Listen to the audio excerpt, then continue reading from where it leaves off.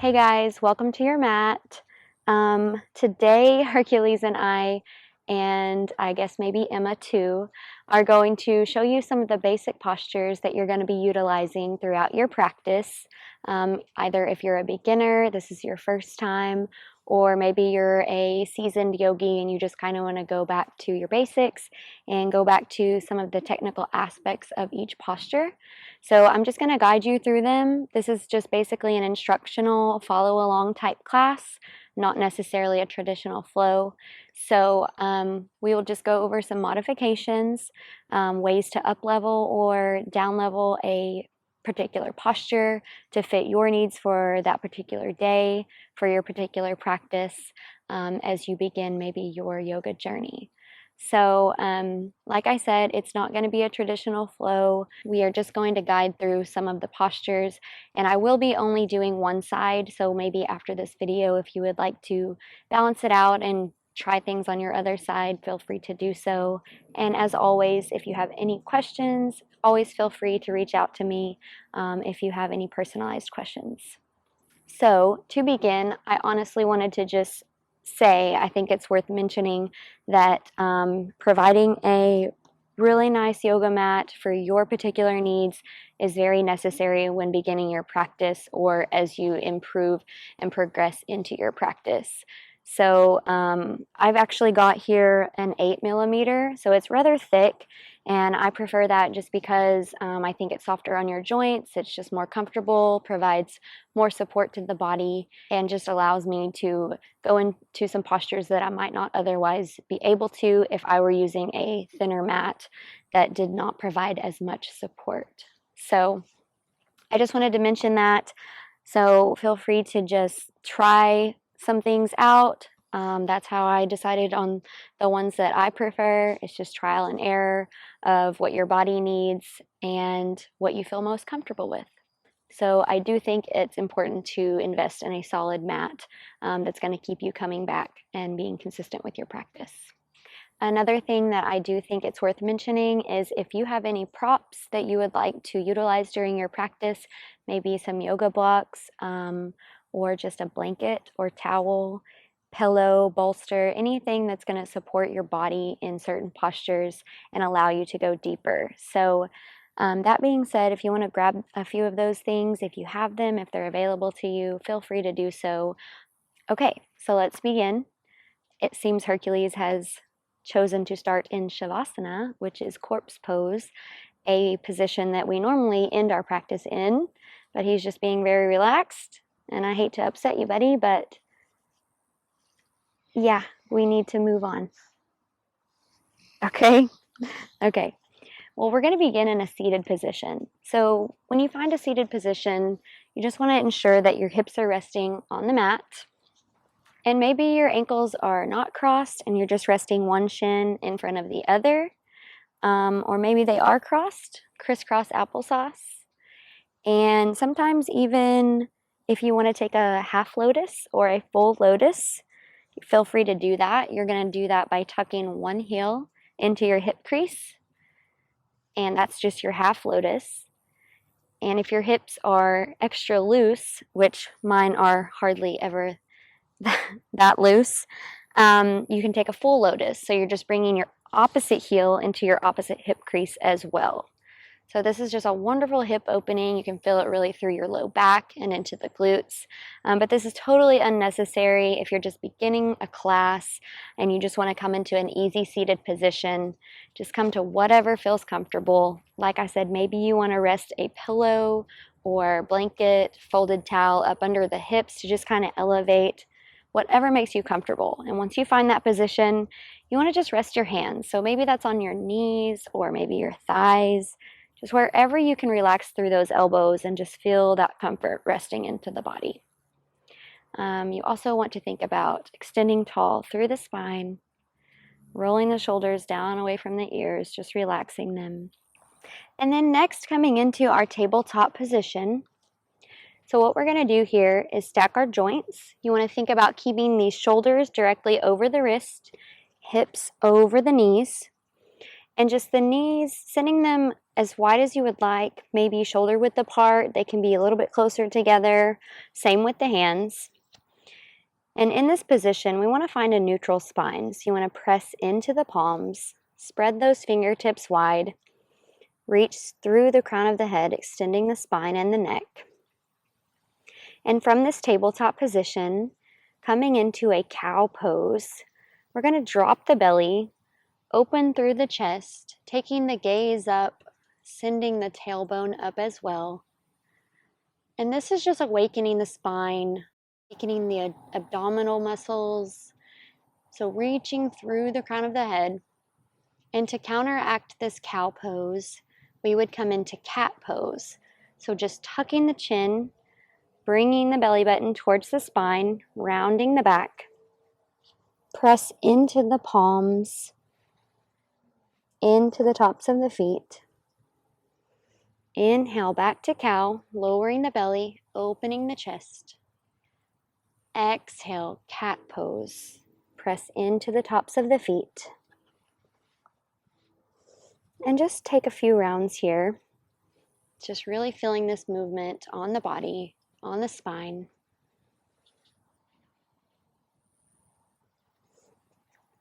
Good. Coming back to a neutral position, the next pose that I would like to go into and introduce is our child's pose, which is a personal favorite, just a wonderful grounding pose that we can come back to find our breath, catch our breath, or just enjoy a nice relaxation.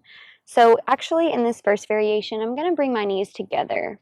So just keeping a really narrow child's pose and extending through the arms.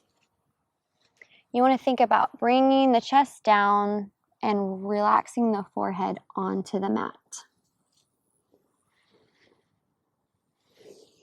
I'm going to raise my head so that you can hear me.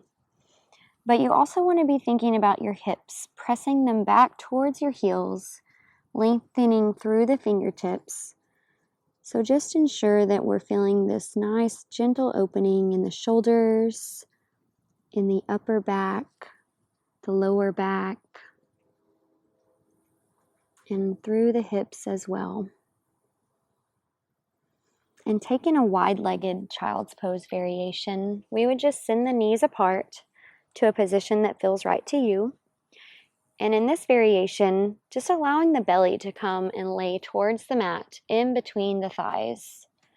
Again, reaching the arms forward, resting the forehead or maybe just the cheek down to the mat.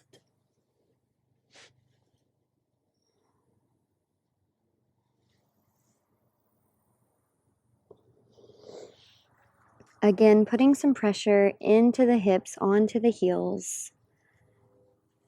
Just immediately feeling this different sensation in the body compared to the narrow-legged child's pose. Just opening in the inner thighs, the outsides of the glutes and the low back. Again, this is just a really great grounding pose that I love to come back to. Just noticing the tops of the shins on the mat, tops of the feet, the forearms, and the forehead. This is also the perfect pose to just calm the nervous system. Just really tying in the breath. Breathe in deeply. Feel the body expand with your inhale and contract with your exhale. Good. And we're just going to slowly come up. So you want to walk the hands up, raising the chest. Go ahead and bring the knees together. And walking through tabletop position, coming into a full cobra. So our arms are going to stay extended in this position, and we're just going to lower the hips down. Opening the chest once again, leaving the thighs resting heavily onto the mat. Just engaging the upper back, squeezing those shoulder blades together, keeping the chin lifted off the chest. Good. So this is our full Cobra. Notice again that the arms are extended. If I were to do a half Cobra or a baby Cobra, I would just bend through the elbows. Let's go ahead and lower down the forehead, ensuring that our alignment with our wrist and hands is directly under the shoulders, and then just press up halfway. Halfway lengthening the arms, baby Cobra. Exhale, lower the forehead. Inhale, baby Cobra, halfway. Exhale, lower down. This time extend all the way through, full Cobra. Just really opening through the pelvic area, feeling a stretch in the low back. And once your body loosens and you want to take things to the next level, this full Cobra can easily turn into a full upward facing dog. So to do that, we're just going to press into the tops of the feet, raising the thighs off the mat. Extending through the chest, using these triceps to hold the arms straight. Good. Let's just release. Lower the body down. Good. Pressing back into the knees, coming to tabletop position. We're going to tuck the toes. And coming into our downward facing dog, you want to think about pressing into the palms, pressing the chest back to the thighs, and sending the hips up. Keeping the knees as bent or as soft as you need, and just pedaling through the legs. Just really opening the backside body and the hamstrings. We're pressing our weight evenly into our hands and into our feet here. Keeping the head heavy, allowing the neck to be loose. We're just finding a gentle decompression for the upper back, a full stretch for the backside body. This is the perfect pose to do in the mornings to just get all of those kinks out. It's not necessary to keep the heels firmly on the mat. They can be hovering, that's totally okay. Good. From this position, I just want to walk the hands forward, coming into a plank position. So I'm lowering my hips, and this is our full high plank. Good. Lower the knees, tabletop position. And what I want to show you next is a Chaturanga Dandasana or a vinyasa flow. These are just the basic movements that you're going to be utilizing if you are doing a full vinyasa flow. So I'm going to show you the full version first, and then I'll modify.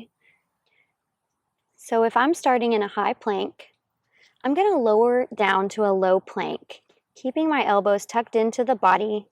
Low plank, this is my Chaturanga. And then I would just press the arms, opening the chest, rolling into that upward facing dog or Cobra. Modify laying the thighs onto the mat. And from full Cobra, you can either press into the knees, tucking the toes, making your way back to downward facing dog, or starting from my high plank, Chaturanga down, low plank, upward facing dog, thighs are off the mat, and then pressing firmly into the hands, into the tops of the feet, lifting the hips, downward facing dog, flipping the toes one at a time. Beautiful. To be very honest, the Chaturanga Dandasana is a very advanced posture. It takes a lot of strength. So as you're progressing in your journey, feel free to modify until you need, until you're ready for that up level, until your body is comfortable, until your joints, all these little small connective tissues in our wrist, until all of this has really strengthened up. So always modify if you need. The modification for the Chaturanga Dandasana is actually called knees, chest, chin. So anytime we're doing a Chaturanga, always feel free to take this modification. You would just simply, instead of lowering down to low plank, you would just simply lower the knees and the chest, slide the chin, and press up either into full cobra or upward facing dog with the thighs off the mat. Good. So just find what works for you. It's always all about how your body feels, and maybe that changes even from day to day. So with different circumstances, with different stresses in our lives, our bodies are just changing. And so one day we may be able to do something, and the next maybe we aren't able to. So that's totally okay. It's all about a balance, and it's all about just being consistent. Okay, so coming into a downward facing dog again, tuck those toes, send your hips up, and I'm going to come into a three-legged dog, and I'm choosing my right side, so my right leg's going to lift. In three-legged dog, you want to think about keeping the hips square down to the mat, the shoulders as well, so not opening up to the side, just really trying to extend that leg up, reaching it to the sky, feeling an opening in the hamstring of the leg that's grounded. Good, and I'm going to bring my right knee into my chest, lowering the hips kind of into a plank position as I set my right foot down. So coming into a low lunge, just adjust as you need. So lowering the back knee, and maybe your hands want to stay right here on the mat. We're just allowing those hips to kind of open and fall towards the mat, keeping our chest up if you need this modification. Just ensuring that our knee is directly over that front ankle. The back toes are tucked for more stability. And the next variation for this low lunge would be to bring our hands to our knee, open that chest, or full crescent moon, bringing the arms up with this low lunge. Good. From here, I'm going to plant my hands back down, and simply by raising the back knee, I'm coming into high lunge. So adjust your body as you need. And then from this position, from this high lunge, we're just going to reach the chest up, reach the arms up, crescent lunge. So finding a bend in the front knee, just steadying through the toes, through the foot, extending the chest and the arms, being mindful to not bring those shoulders up too high, just relax them down away from the ears. Good.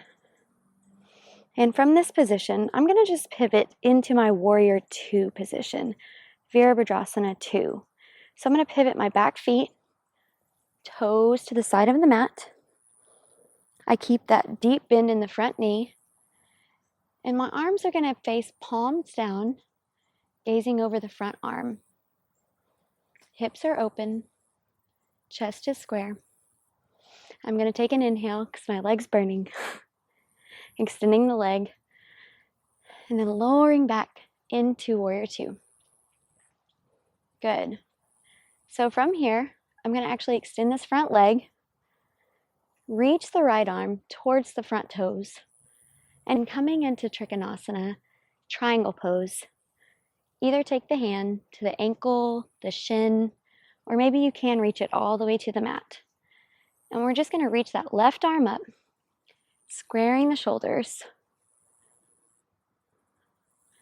feeling an opening in the right inner thigh, and in the side body of the left, the low back. Again, modify grabbing whatever it is you can.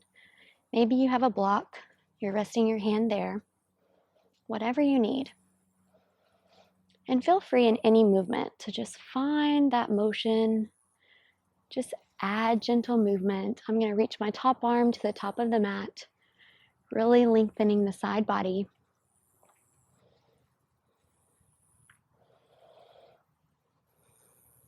Good. And to come out, I'm just going to bend through my front knee, bringing the arms back to Warrior II. Palms are down. And pivoting the back toes, arms come up, crescent lunge. Back to where we started. Good. From here, I'm going to plant my hands down. Step the foot back to high plank. I'm going to modify this time, dropping the knees,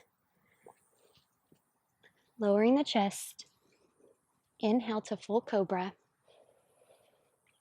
And I'm going to press into my knees through tabletop position.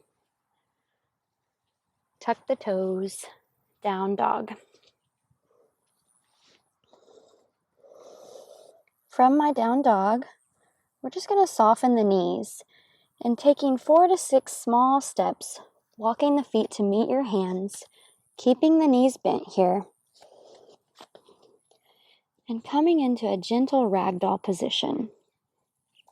So grabbing the opposite elbow with your opposite hand, pedaling through the legs, noting that we are hinging from our hips, not bending the low back. Just allow the head again to be really loose. Just being super gentle with yourself in this position as we open through the backside body, the hamstrings, and decompressing the upper back. Good. To come into a full forward fold, I'm going to release the hands and feel free to keep them on the mat. We just want to focus on extending the knees as much as you can, but not finding any discomfort or pain. So just folding from the hips. Again, maybe your hands are on the mat. Maybe you can fold forward, resting the chest on the thighs, grabbing the back sides of the ankles. Just whatever variation is best for your body. Forward fold. And from here, we would inhale, bringing the fingertips to the shins, extending through the spine. Halfway lift. This is our halfway lift. And then forward fold. We're going to bend all the way through the knees, rolling the body up slowly to standing position. Good. So coming into mountain pose, all 4 corners of both feet are grounded. Chest is raised, gaze is up. We're reaching tall through the crown of the head, facing the palms to the front of the mat. Just finding our center and our balance. Good. So inhale, reach those arms up. And exhale, we're going to find cactus arms. So in this position, we're just going to draw the shoulders open, the chest open, the elbows down. Reach up with an inhale. Exhale, shoulder blades together. Once more. Inhale, arms up. Exhale, open. Inhale, up. Exhale, release. Good. So just before we did Warrior 2, I'm going to show you the variation of Warrior 1. So we're going to keep our right foot at the top of the mat, and I'm just going to step my left foot maybe halfway back down the mat. So I'm not trying to find this super wide stance, just kind of narrow. Bending into the front leg. And the difference in the Warrior 1 and Warrior 2, in my Warrior 2, I had my toes totally perpendicular with the side of my mat. And in my Warrior 1, really think about keeping the toes angled slightly to the front left corner. And our arms are going to reach up just like we did in the crescent lunge. We're squaring our shoulders, squaring our chest to the front. Warrior 1.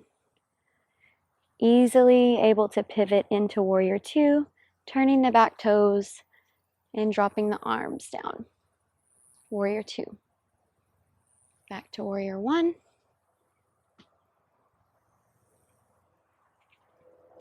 And then I'm just going to pivot those back toes, coming into crescent lunge.